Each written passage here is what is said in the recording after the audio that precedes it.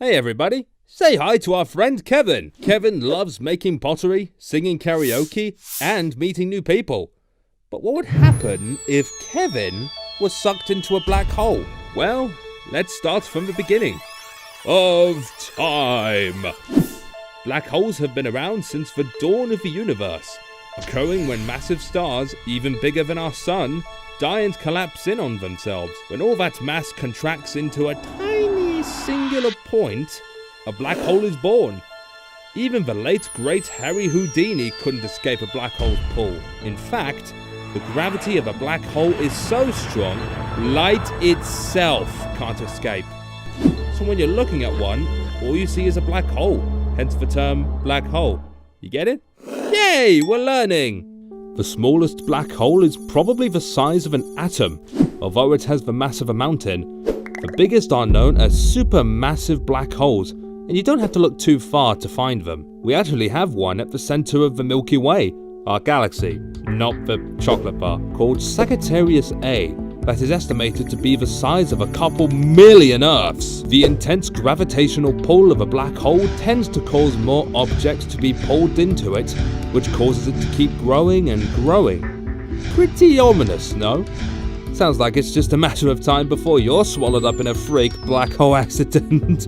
Huh, Kevin? Well, actually no. The odds of that are incredibly slim. Earth has no black holes remotely close to it, and the sun itself actually isn't a big enough star to become a black hole if it were to collapse.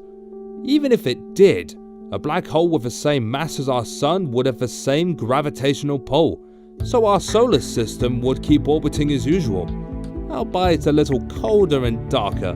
Sun, we love you. Please never leave. But for the sake of argument, let's say a black hole shows up on Kevin's doorstep tomorrow. What would happen? Well, it kinda depends on the size of the black hole. Interestingly enough, the smaller the hole, the worse your fate. In this case, gravity would be much stronger at his feet than at his head, leading to what we like to call a noodleification of the body.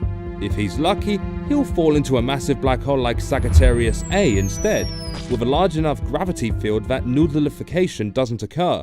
Now, what happens with a black hole like that is somewhat contentious among scientists. Some think Kevin would be burnt to a crisp upon passing the event horizon, the place at the edge of a black hole where the gravity is just strong enough to pull light in. Others think he'd pass through safe and unharmed.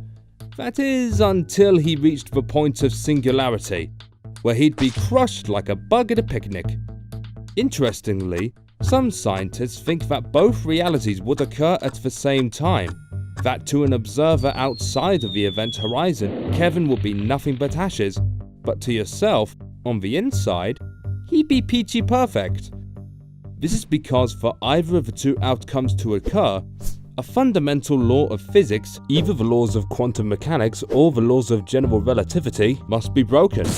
And that's a major scientific no-no. However, black holes honestly don't seem to care too much for the laws of physics, as their gravitational pull is so strong it warps the space-time continuum itself. The deeper Kevin goes into a black hole, the less space and time make sense. So the laws of physics, which need space and time to function, cease to exist, and to experience that would likely be too much for Kevin's poor brain to handle. So what would happen if Kevin were to be sucked into a black hole? All we can say for sure is that, if it's small enough, he'd be turned into a human noodle, aka a hoodle, or a Newman. Take your pick, Kev. Either way, it's probably not going to be a good time.